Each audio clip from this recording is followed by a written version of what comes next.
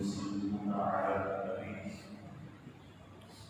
يا أيها الذين آمنوا صلوا عليه وسلموا تسليما الصلاة والسلام عليك يا سيدي يا رسول الله وعلى آلك وأصحابك يا حبيب الله مولاي صل وسلم دائما أبدا على حبيبك خير الخلق كلهم هو الحبيب الذي ترجع شفاعته لكل قوم من الأهوال المتطعمين مولاي صل وسلم دائما أبدا على حبيبك خير الخلق كلهم وإن من جودك الدنيا وضرها ومن علومك علم اللوح والقلم مولاي صل وسلم دائما أبدا على حبيبك خير الخلق كلهم يا رب بالمصطفى بلغ مقاصدنا واغفر لنا ما مضى يا واسع الكرم مولاي صل وسلم دائما أبدا على حبيبك خير الخلق كلهم بلغ الهدى بكماله كشف الدجى بجماله حسنت جميع خصاله صلوا عليه وآله وسلموا تسليما كثيرا كثيرا صلى الله تعالى على حبيبه سيدنا ومولانا محمد صلى الله تعالى عليه وسلم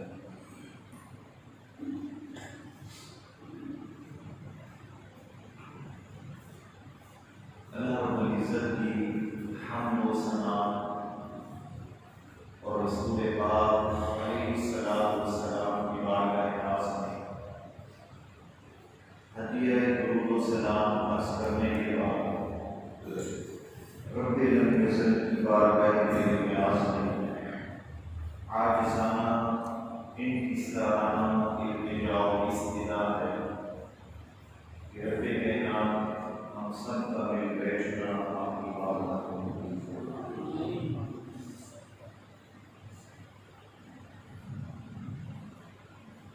آج کے جمعہ المبارک کے اس اجتماع میں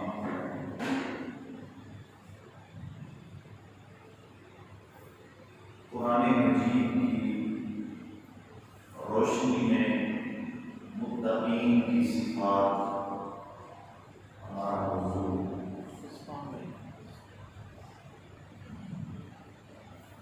گزشتہ جمعہ المبارک پر ہم نے سورہ البقرہ کی ایک آیت مبارکہ کے حوالے سے بطور تنقید چند گزارشات آپ حضرات کے گوش گزار کی کہ الف لام میم ذالک الکتاب لا ریب فیہ الف لام میم یہ حروف مقطعات میں سے اس کے بارے میں گزشتہ جمعہ ہم نے عرض کیا یہ اللہ اس کے رسول صلی اللہ تعالی علیہ وسلم کے درمیان ایک راز کی بات ہے اور رسول اللہ صلی اللہ علیہ وسلم کی بارگاہ سے اولیاء کو نیک متقین صالحین کو روح کی بارگاہ سے ان حروف کا علم ہوتا ہے یہ حروف اولیاء سے خود کلام کرتے ہیں لا ریب فیہ یہ وہ ذیشان کتاب ہے جس میں شک کی گنجائش نہیں ہے بل للمتقین یہ متقین کے لیے ہدایت ہے۔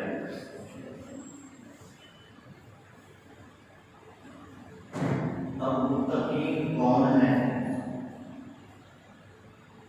ان کی اللہ رب العزت نے الذین یؤمنون بالغیب سے لے کر وَأُولَٰئِکَ هُمُ الْمُفْلِحُونَ تک اللہ رب العزت نے اپنے پیارے بندوں نیک متقین صالحین کی صفات کو بیان کرنا ہے۔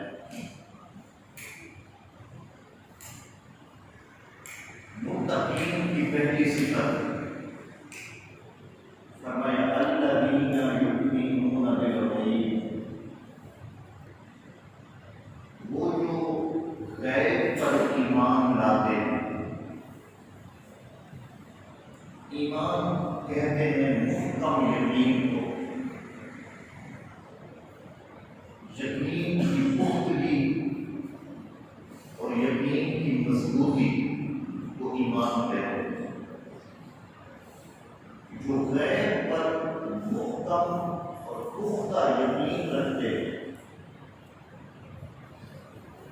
غیب اسے کہتے ہیں جو انسان کے ظاہری حواس کی رسائی سے بلند اور عقل کی فہم سے بالاتر ہو۔ مثلا کسی نے وحی نہیں دیکھی، وحی ایک غیب ہے۔ کسی نے جبریل کو نہیں دیکھا، ہم میں سے کسی نے نہ جنت دیکھی ہے نہ دوزخ دیکھی ہے، لیکن سب مانتے ہیں کہ نہ ہم نے مرنے کے بعد سوال و جواب سنے ہیں نہ دیکھے ہیں، لیکن ہر کوئی مانتا ہے کہ مرنے کے بعد بعد موت ہوگا، مر کر جی اٹھنا ہوگا، حساب و کتاب ہوگا، میدان حشر سجے گا، انسان کے لمحے، زندگی کے لمحے لمحے کا حساب ہوگا۔ کوئی جنت میں جائے گا، کوئی دوزخ میں جائے گا۔ نہ ہم نے لوح دیکھا، نہ قلم دیکھا، نہ عرش دیکھا، نہ فرشتے دیکھے، نہ جبریل کو دیکھا، نہ جنت دیکھی، نہ دوزخ دیکھی، نہ بعد موت دیکھا، نہ حساب و کتاب دیکھا۔ مومن وہ ہے جو ان سب چیزوں کو فراز عرش سے لے کر تحت الثری تک، اور اس کائنات میں فرشتے ہو، جنت ہو، دوزخ ہو، رب کی ذات ہو، رب کی صفات ہو، مومن وہ ہے کہ ان سب چیزوں کو بن دیکھے مانتا ہے۔ اگر کسی نے جبریل کو دیکھا ہو تو بتائے، کسی نے جنت کو دیکھا ہو تو بتائے، کسی کو نہیں دیکھا، کسی نے نہ حور کو دیکھا، نہ غلمان دیکھے، نہ جنت کی نہریں دیکھی، نہ حور و قصور، نہ حور، کچھ بھی نہیں دیکھا۔ مومن وہ ہے جو ان سب چیزوں کو بن دیکھے مانتا ہے۔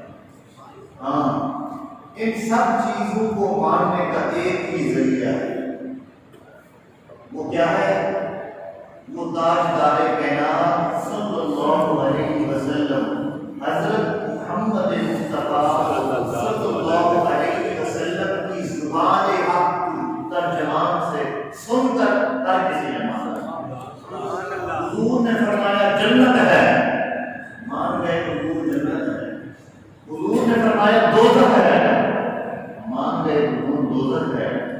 فرمایا رب ہے، مان گئے حضور رب ہے۔ فرمایا حساب و کتاب ہوگا، مان گئے حضور حساب و کتاب ہوگا۔ فرمایا مرنے کے بعد اٹھنا ہوگا، مان گئے حضور اٹھنا ہوگا۔ جو جو حضور منواتے تھے، جو جو حضور فرماتے تھے، اور جو جو اسے مانتا گیا وہی مومن ہوتا ہے۔ سبحان اللہ۔ جو جو اسے مانتا گیا وہ مومن ہوتا گیا۔ حضور نے فرمایا کہ میں اگر تمہیں کہوں کہ پہاڑ کے پیچھے ایک بہت بڑا لشکر ہے، تم پر حملہ کرنے والا ہے، کیا تم میری بات مان لو گے؟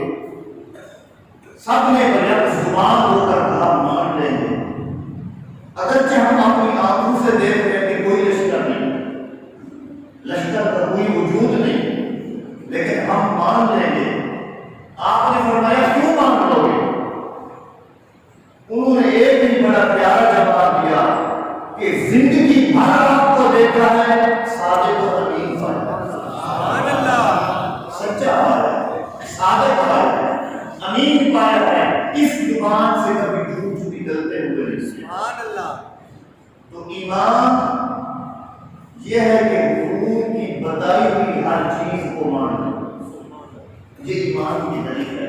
جو کچھ حضور منواتے ہیں، مومن وہ بنتا ہے جو حضور کی بتائی ہوئی ہر چیز کو مانتا ہے، اور وہ ہے فرعون کی پہاڑی پر حضور نے فرمایا رب ہے، جس طرح میرے کہنے پر لشکر کا ہونا مانتے ہو، اسی طرح مان لو کہ ایک رب ہے۔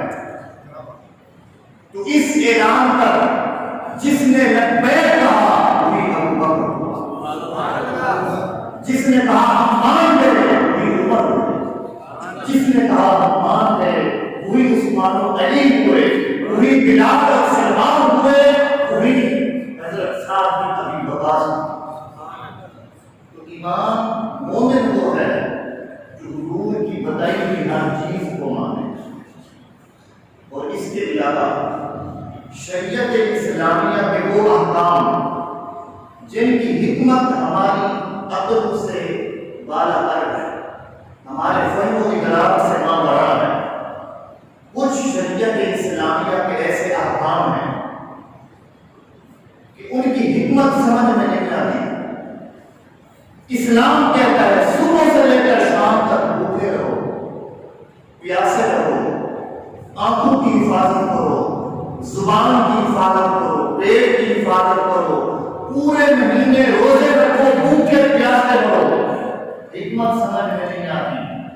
حکمت سمجھ میں آئے یا نہ آئے، جو بھی فرمانے خدا کے سامنے سر تسلیم خم کرتے ہوئے مومن بتا ہے۔ سبحان اللہ۔ اسی کے سر پر مومن کا سر تاج سجائے ہے۔ اور اسی طرح آقا علیہ السلام کے کچھ فرامین ایسے آپ کے ارشادات عالیہ ہیں جو انسان کے ذاتی مفاد کے خلاف ہیں، انسان کے ذاتی مفاد کے خلاف ہیں، اس کے گروہی محدود وطنی منافع کے خلاف ہیں، اس کی ذات کے خلاف ہیں، کاروبار کے خلاف ہیں، معاشرے اور تہذیب اور سوسائٹی کے خلاف ہیں، اور دنیا کے قوانین کے خلاف ہیں۔ لیکن حضور علیہ السلام کا فرمان ہے مومن وہ ہے کہ وہ اپنی تہذیب کو نہیں دیکھتا، معاشرے کو نہیں دیکھتا، سوسائٹی کے اصول اور قوانین کو نہیں دیکھتا، ملکی قوانین کو نہیں دیکھتا، وہ بس اسی بات کو دیکھتا ہے کہ فرمان رسول ہے۔ بس اس کے سامنے آقا علیہ السلام کی ذات بابرکات کی اہمیت ہوتی ہے۔ مومن کہتے ہیں میں کیا کروں سوسائٹی کے قانون کو، مومن کہتا ہے میں کیا کروں ملکی قانون کو، مومن کہتا ہے میں کیا کروں معاشرے کے اصول کو، تہذیب کو، میں کیا کروں ان لوگوں کو، میں تو محمد مصطفیٰ کو دیکھتا۔ سبحان اللہ۔ جیسے میں نے آپ کو جمعہ حضرت سیدنا فاروق اعظم کی بات سنائی کہ بیٹے نے میاں قمیص سلوا کے دیا اپنے والد کو، اور جب سیدنا فاروق اعظم امیر المومنین ہیں، قمیص پہنا، فرمایا بیٹے کینچی لاؤ، کینچی لائی گئی، آپ نے لمبائی میں بازو کاٹے، پھر چوڑائی میں کاٹے، پھر دوسرے بازو کو کاٹا، جب کاٹ کے فارغ ہوئے دیکھا تو ایک بازو بڑا ہو گیا ایک چھوٹا ہو گیا۔ بیٹے نے کہا حضور سمجھ میں نہیں آتی بات، پہلے تو کاٹنے نہیں تھے، میاں قمیص تھا، اگر کاٹنے بھی تھے تو کم از کم برابر تو کاٹتے، کچھ اچھے تو لگتے، اب یہ بے ڈھنگے نظر آتے ہیں، بازو ایک بڑا ہے ایک چھوٹا ہے۔ حضرت سیدنا فاروق اعظم رضی اللہ تعالی عنہ نے اپنے بیٹے کو جواب دیا، فرمایا بیٹے میں لوگوں کو کیا کروں، میں تو محمد مصطفیٰ کی سنت کو دیکھ رہا ہوں، سبحان اللہ، کی سنت کو دیکھ رہا ہوں۔ میرے محبوب کو میں نے ایک مرتبہ دیکھا تھا کہ آپ کے قمیص کا ایک بازو بڑا تھا ایک چھوٹا تھا، میں تو اپنے محبوب کی ادا تو احکام شریعت اسلامیہ کے احکام ان کی حکمت سمجھ میں آئے یا نہ آئے، آقا علیہ السلام کے وہ فرامین جو اصول کے خلاف، تہذیب کے خلاف، سوسائٹی کے قوانین کے خلاف ہوں، عدالت کے خلاف ہوں، مومن قرآن کی ہدایت تب حاصل کر سکتا ہے جب ساری چیزیں ایک طرف پھینک دیتا ہے، اپنی زندگی میں محمد مصطفیٰ کے سامنے جھکا تب بندہ مومن بنتا ہے، تب بندہ مومن بنتا ہے۔ ایمان اس کا قرآن کے ہر جملے پر، جملے کے ہر کلمے پر، کلمے کی ہر حرکات زبر و زیر پیش پر وہ کہتے ہیں میری جان کٹتی ہے تو کٹ جائے، اس حرکت پر میں اپنی جان قربان کرنے کے لیے جا رہا ہوں۔ حضور کا تباہی بخش ہے حبیب عثمان، یہ صرف لاہور کے بادشاہ نہیں ہیں، یہ پورے عالم اسلام کے بادشاہ۔ سبحان اللہ، ان کی بادشاہی کا سکہ بڑے بڑے شہنشاہ، بڑے بڑے امراء، بڑے بڑے وزیر، بڑے بڑے مشیر اور مجلس مشاورت کے رکن حکیم، ساری دنیا کے بڑے شہنشاہ کی تحت اور ان کے تاج حضور کا قدم پر کے قدم میں بڑے ہوئے ہیں۔ آپ کا ایک بہت بڑی کرامت مشہور ہے، بہت بڑی کرامت مشہور ہے۔ ویسے تو آپ کی کرامات سے کتابیں بھری پڑی، لیکن ایسی بات سنو جو کیسا ایمان مل گیا تھا، کیسا ایمان مل گیا تھا کہ وہ دل دیکھے کیسے لوگوں کو بنوا لے گئے کہ ایک شخص کسی دینی تبلیغ کے نتیجے میں لندن سے مسلمان ہوتا ہے، اور آپ دیکھیں حضور دادا گنج بخش رحمہ اللہ تعالیٰ کی مزار الانوار کے پہلو میں ایک انگریز کی قبر ہے، ایک انگریز کی قبر ہے، بہت سے لوگوں کو پتہ ہے اور بہت کو پتہ بھی نہیں ہے، ایک انگریز کی قبر ہے اور اس کا واقعہ بڑا مشہور ہے کہ وہ وہاں سے مسلمان ہو کر آیا اور وہ اس جماعت کے ہاتھوں آیا جو اولیاء کو نہیں مانتا، وہ اولیاء کو نہیں مانتا۔ اس نے کہا وہاں مسلمان ہوا، کلمہ پڑھا، اس نے کلمہ پڑھ کے ان مبلغین سے کہتا ہے کہ قرآن مجید ایک آیت ہے جو اس کے بارے میں مجھے تسلی نہیں ہوتی، کشف نہیں ہو رہا، میرے ذہن سے تسلیم نہیں کرتا، میں مانتا ضرور ہوں کہ یہ سچ ہے، یہ سچ ہے، مانتا ہوں، لیکن میں مشاہدہ دینا چاہتا ہوں، کوئی مجھے تسلی تشفی بخش مجھے جواب دے دے اس کا۔ تو وہاں کچھ لوگ گئے ہوئے تھے، انہوں نے کہا پاکستان ہے، ہمارے پاس بڑے بڑے شیوخ ہیں، علماء ہیں، تو آپ اپنا مسئلہ سامنے رکھیں تو اس کا تسلی بخش آپ کو جواب ملے گا۔ تو جب وہ آیا تو مبلغین نے اس کا ہاتھ تھاما اور اس کو بادشاہی مسجد ملے، یہ ہمارا تاریخی مقام ہے، شاہی قلعہ دکھایا، مقبرے دکھائے اور راوی دریا کے کنارے پہ رہے۔ وہ پوچھتا تھا کہ کوئی مجھے ایسا بندہ ملاؤ جو میری اس آیت کے بارے میں تسلی کروائے۔ اس سے پوچھا گیا کہ وہ کیا آیت ہے جس کے بارے میں مجھے تسلی نہیں ہے؟ اس نے کہا میں نے قرآن میں پڑھا ہے کہ ایک حضرت سلیمان علیہ السلام کا امتی آصف بن برخیہ جس کے پاس کتاب کا علم تھا، اس کتاب کا حضرت سلیمان علیہ السلام پر اتری، اس کا ایک عالم تھا جس کا نام آصف بن برخیہ تھا۔ حضرت سلیمان علیہ السلام نے فرمایا تھا کہ کون ہے جو ملکہ بلقیس کا تخت میرے پاس لائے؟ پوچھا گیا کتنی دیر میں لایا جائے؟ آپ نے فرمایا آنکھ جھپکنے سے پہلے کوئی لائے، کوئی پہلے لائے۔ اس طرح ایک جن کھڑا ہوا، اس نے کہا انا آتی کا بھی قبل ان تقوم من مقامک، کہ میں وہ تخت لاؤں گا جو اتنے تالوں میں جکڑا ہوا ہے، 80 گز لمبا اور چوڑا ہے اور کئی کمر پر مشتمل ہے، وہ تخت اندر پڑا ہے۔ تو آپ نے فرمایا مجھے اس سے بھی پہلے چاہیے۔ تو قال الذی عنده علم من الکتاب، ایک ایسا شخص بولا جس کے پاس کتاب کا علم تھا، قرآن کا علم نہیں تھا۔ سلیمان علیہ السلام پر اترنے والے صحیفے کتاب کا علم تھا، وہ بولا آتی کا بھی قبل ان یرتد الیک طرفک، میں آپ کے پاس لاتا ہوں۔ آپ نے فرمایا کتنی دیر میں لاتے ہو؟ اس نے کہا آپ کی آنکھ جھپکنے سے پہلے لاتا ہوں۔ آنکھ جھپکنے میں کتنا دیر لگتی ہے؟ مفسرین فرماتے ہیں کہ حضرت سلیمان علیہ السلام نے فرمایا لو، ادھر سے آنکھ بھی جھپکی، آپ نے فرمایا لو، اس نے کہا یہ لو، اس نے کہا یہ لو، آنکھ جھپکنے سے پہلے تخت حاضر کیا۔ وہ انگریز کہتا تھا مجھے یہ بات سمجھ میں نہیں آتی کہ اتنے لمبے چوڑے فاصلے پر اتنا وسیع و عریض تابع مکفن تخت کو کیسے لایا گیا؟ مجھے یہ فلسفہ سمجھ میں نہیں آتا۔ مجھے کوئی پاکستان میں یہ چیز سمجھا دے۔ سمجھانے والے بادشاہ مسجد کی سیر کرواتے رہے، شاہی کلا کرواتے رہے، اور راوی دریا کے کنارے فش پلاتے رہے، اور مسئلہ سمجھ میں نہ آیا، اور اس کو لے کے اس یادگار سے جو برج کی طرف آنے لگے تو راستے میں سلطان کو میں حضور کا پخش کا مزاق نظر آیا، اسے مزاق نظر آیا۔ اس نے پوچھا کہ یہ کیا ہے؟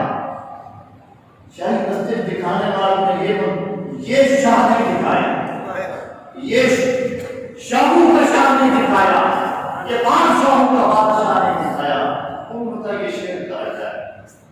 یہاں پہ لوگ منتے مانتے شعر کرتے ہیں۔ اس نے کہا تمہارے نام میں جہاں سے شرک کی بو آتی ہے، مجھے محمد مصطفیٰ کے دین کی خوشبو آتی ہے۔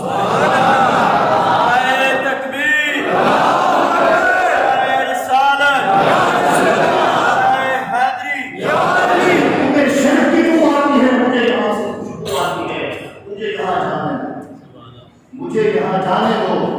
وہ ہاتھ چھڑوا کر مزار کو رکھوال کے ہاتھے کے اندر داخل ہو گیا۔ جس سائڈ سے سونے کا دروازہ ہے اس سائڈ سے اندر داخل ہوا۔ دل میں یہ خواہش یہ چیلنج تھی کہ کوئی اس آیت کی تسلی کرا دے، کوئی اس آیت کی تسلی کرا دے۔ گیٹ کراس کیا، آگے نورانی مشبہ شکل والے انسان سے ملاقات ہو۔ ایک چمکتے ہوئے چہرے والے انسان کی ملاقات ہو گئی۔ سلام کیا، اس سے پوچھا اگر تمہاری کوئی خواہش ہو تو مجھے بتاؤ، میں تمہاری خواہش پوری کروں۔ یہاں لنگر بڑے وسیع پیمانے پر چلتا ہے۔ اس نے کہا انگریز نے لندن سے آیا ہوا تھا۔ اس نے کہا مجھے بس سردی کا موسم میں چائے کے کپ کی ضرورت ہے، مجھے چائے کے کب کی ضرورت ہے، بس اس کے منہ سے جملہ بند ہونے کی دیر تھی، بزرگ نے کہا یہ لو چائے، یہ لو چائے کا کپ۔ اس نے چائے کا کپ ہاتھ میں پکڑا، اس نے کہا یہ تو وہی کپ ہے جو لندن میں بیٹھ کر جس میں چائے پیا کرتا، لندن میں بیٹھ کر جس کپ میں چائے پیا کرتا تھا، یہ تو وہی کپ ہے۔ اور جب چائے کا ذائقہ محسوس کیا تو کہنے لگا یہ تو چائے بھی میرے گھر کے ذائقے کے مطابق بنی سی ہے۔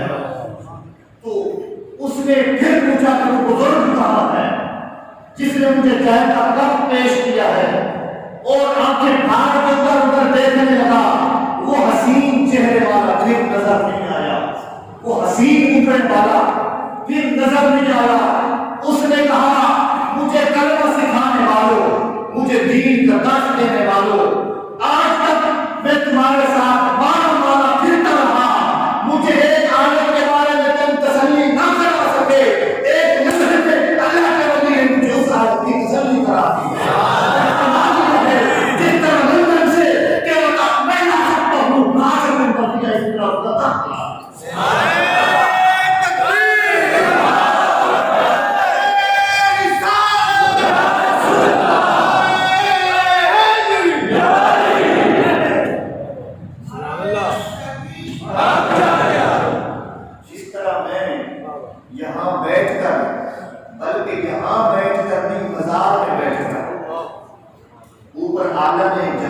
میں نہیں، عالم دنیا میں نہیں، عالم برزخ میں بیٹھ کر وہ سلیمان کا اونٹی تھا، یہ محمد مصطفیٰ کا اونٹی تھا، وہ آصف بن برقیہ تھا، یہ علی بن عثمان ہے، یہ جس کو شاہ اجمیر نے کہا تھا گنج بخش فیض عالم مظہر نور خدا نام سارا پیر کامل کاملہ اور رحمہ، یہ ایسا پیر ہے کہ اگر کوئی ناقص بھی اس کی تحلیل پر پہنچے اس کو بھی کامل کر دے، کامل رحمہ ناقص رحمہ، یہ ناقصوں کو بھی کامل کرتے ہیں۔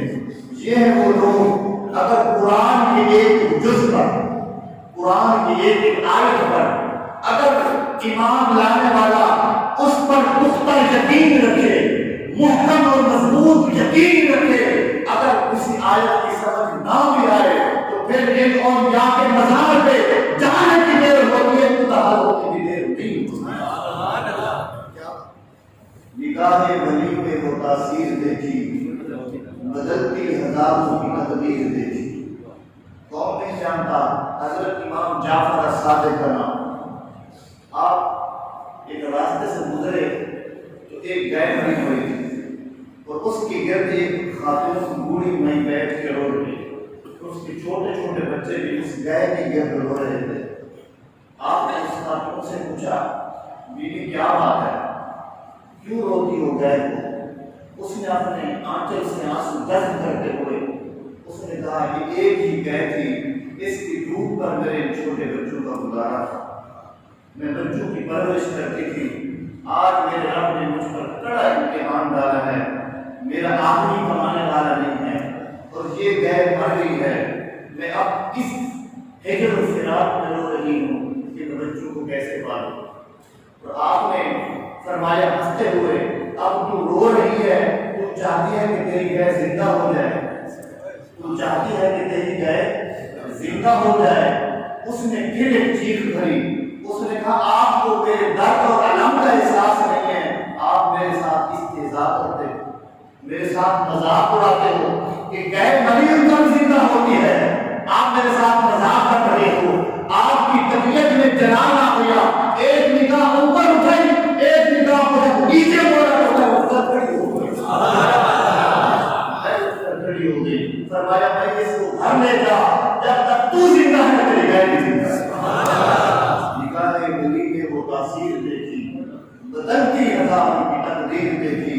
مومن وہ ہوتے ہیں یؤمنون بالغیب، بن دیکھے ایمان لے آتے ہیں، کسی چیز کو نہیں دیکھا آپ اتنے بیٹھے ہیں، کسی کی جبریل سے ملاقات ہوئی تو مجھے بتائے، کسی نے جنت دوزخ کو دیکھا ہو تو بتائے۔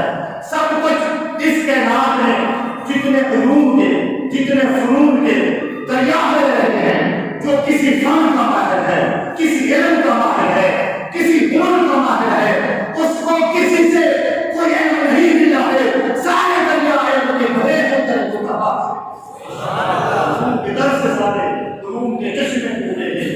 جس کو علم کی خیرات جہاں ملی ہے، کتنا ملی ہے، کسی آقا سے نہیں ملی، وہ در مصطفیٰ سے ملی ہے، در رحمت کا کھلا ہے۔ دوسری صفت وَيُقِيمُونَ الصَّلَاةَ، مومنین کی دوسری صفت، متقین کی دوسری صفت وہ کیا ہے؟ وَيُقِيمُونَ الصَّلَاةَ، وہ نماز قائم کرتے ہیں۔ آپ کو کوئی ولی بے نماز نہیں ملے گا، بے نماز ولی ہو ہی نہیں سکتا، بے نماز کبھی ولی ہو ہی نہیں سکتا۔ ان اولیاء الا المتقون، اس کے اولیاء صرف متقین ہوتے ہیں، تقوی والے، طہارت والے، اقامت الصلاۃ والے، یہ لوگ اللہ کے ولی ہوتے ہیں۔ مومن بھی یہی ہوتے ہیں، متقین بھی یہی ہوتے ہیں۔ فرمایا وَيُقِيمُونَ الصَّلَاةَ، وہ نماز قائم کرتے ہیں۔ آپ پورا قرآن پڑھ لو، کتب حدیث کو پڑھ لو، کہیں اللہ رب العزت نے یا اللہ کے محبوب نے یہ نہیں فرمایا نماز پڑھو، فرمایا نماز قائم کرو۔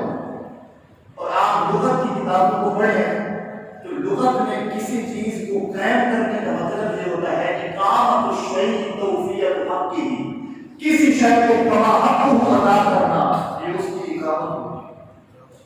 تو مومن صحیح سے نماز کو ادا کرتے ہیں. اور نماز کے حقوق دو طرح کے حقوق ہیں نماز کے. ایک ظاہری حقوق، ایک باطنی حقوق. باطن پر بھی نماز کا حق ہے، ظاہر پر بھی نماز کا حق ہے. ظاہری حقوق کیا ہے نماز کے؟ سنت نبوی کے مطابق ادا کی ہے. کھڑا ہو تو قوم کا رخ قبلے کی طرف، سینہ چھاتی چہرے کے ہر عضو کا رخ قبلہ کی طرف، تاکید ارکان کے ساتھ ٹھہر کے سکون کے ساتھ نماز ادا کریں. یہ ظاہری حقوق ہے سنت نبوی کے مطابق. اور نماز کے باطنی حقوق ہیں خشوع اور خضوع کے ساتھ پڑھے اور گویا اس پر احسان کی کیفیت تاری ہو. احسان کہتے ہیں جبریل امین نے آقا علیہ السلام سے عرض کی تھی یا رسول اللہ مل احسان. احسان کیا ہے؟ آپ نے فرمایا ان تعبد اللہ کأنک تراہ. احسان یہ ہے اللہ کی عبادت اس طرح کر گویا تو اسے دیکھ رہا ہے. فَإِن لَمْ تَكُن تَرَاهُ فَإِنَّهُ يَرَاكَ. اگر تیرے اوپر یہ کیفیت تاری نہ ہو تو پھر یہ اختیار کر وہ تجھے دیکھ رہا ہے. یہ اس کیفیت کے ساتھ ادا کی جانے والی نماز یہی نماز ہوتی ہے جسے دین کا ستون قرار دیا گیا ہے. یہی نماز ہے جسے مومن کا معراج قرار دیا گیا ہے. ورنہ میرا قیام بھی وجود حجاب، میرا سجود بھی حجاب. قیام بھی حجاب ہے، سجود بھی حجاب ہے. پھر صرف خالی ٹکر ہے، نماز نہیں ہے. حدیث پاک میں آتا ہے قیامت کے دن بہت سے نماز ایسے آئیں گے جن کی نماز کا صرف 40واں حصہ ثواب کا لکھا ہوگا، 30واں حصہ لکھا ہوگا، کروڑواں حصہ نماز کا ثواب لکھا ہوگا، باقی 99% نماز کا ثواب ہے ہی نہیں. بندہ اس کرے گا بارے عالم ہے نہیں پڑھی تھی، نوافل بھی پڑھے تھے، واجبات بھی پڑھی تھے. یہ میری نماز کا ثواب ناقص کیوں ہے؟ فرشتے اعلان کریں گے بندے تو نے نماز پڑھی تو پوری ہے لیکن تیری جہاد درست نہیں کی، تیرے اٹھنے بیٹھنے سجود رکوع کے انداز ٹھیک نہیں تھے، اس کی وجہ سے تیری نماز کراہت کا شکار ہوتی رہی، جس کی وجہ سے تیرے ثواب سے نقصی ہوتی ہے، ثواب بچتا رہا. تو مومن لوگ وہ ہیں بن دیکھے ایمان لاتے ہیں اور صحیح سے نماز کو ادا کرتے ہیں. اور اس کی تیسری صفت ہے وَمِمَّا رَزَقْنَاهُمْ يُنْفِقُونَ. اور جو کچھ ہم نے انہیں عطا کیا ہے اس میں سے خرچ کرتے ہیں. اور رزق کا معنی کیا؟ تفسیروں میں پڑھے رزق کا معنی صرف روز کی دولت نہیں ہے کہ آپ پیسہ خرچ کریں، آپ کے میں اللہ کے دیے ہوئے رزق میں سے خرچ کر رہا ہوں. کھانا پکا کے خرچ کریں، آپ نے میں تو اللہ کے دیے ہوئے رزق میں سے خرچ کر رہا ہوں. صرف کھانا خرچ کرنا یہ بھی رزقناہم ينفقون نہیں ہے. صرف پیسہ خرچ کرنا، کپڑا خرچ کرنا یہ بھی رزقناہم ينفقون کا صرف یہ مقدار نہیں ہے، بلکہ اللہ رب العزت نے جس کو صحت دی ہے وہ بھی صحت کی خیرات کرے. جس کو اللہ رب العزت نے علم دیا ہے وہ بھی اپنے علم کی خیرات کرے. جس کو اللہ رب العزت نے فن دیا ہے وہ بھی اپنے فن کی خیرات کرے. جسے ہنر دیا ہے وہ اپنے ہنر کی خیرات کرے. جسے اللہ رب العزت نے معرفت دی ہے وہ اپنی معرفت تقسیم کرنے کی خیرات کرے. اور بہت سے لوگ نہ پیسہ خرچ کرتے ہیں، نہ دولت خرچ کرتے ہیں، نہ اولاد کو خرچ کرتے ہیں اور نہ اپنے فن کو خرچ کرتے ہیں. ان کی دکان پر کئی سال تک ہنر سیکھنے والا بچہ دھکے کھاتا ہے، جس ہاتھوں سے آتا ہے اسی ہاتھوں سے واپس ہو جاتا ہے. یہ اسے فن نہیں سکھاتا، بال کاٹنا نہیں سکھاتا، اسے کاریگر چیز بنانا نہیں سکھاتا. وہ جو ایک رزق حلال کمانے کی نیت سے بچہ اس کے پاس ہنر سیکھنے آیا تھا وہ اسے ہنر نہیں دیتا، اسے فن نہیں سکھاتا، استاد اسے علم نہیں دیتا، طاقتور اسے دوڑ نہیں سکھاتا. یہ سارے بخل کے طریقے ہیں. اللہ رب العزت فرماتا ہے وَمِمَّا رَزَقْنَاهُمْ يُنْفِقُونَ. بندے اگر میں نے تجھے طاقت دی ہے تو طاقت کے ذریعے میرے غریبوں کی مدد کر. اگر میں نے تجھے علم دیا ہے تو علم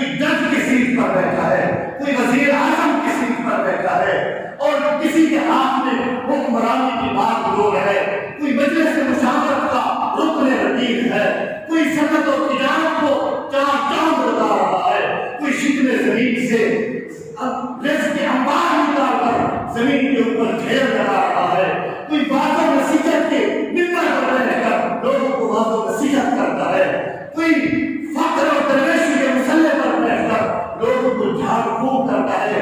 انسان پر کی مصطفیٰ کا حق ہے۔ اللہ رب العزت نے فرمایا جو طاقت، جو عہدہ، جو منصب، جو فن، جو ہنر میری رحمت کا تقاضا یہ ہے کہ میرے مستحق بندوں میں تقسیم کرتے رہو، جنہوں میں نہیں متقین کی نشانی۔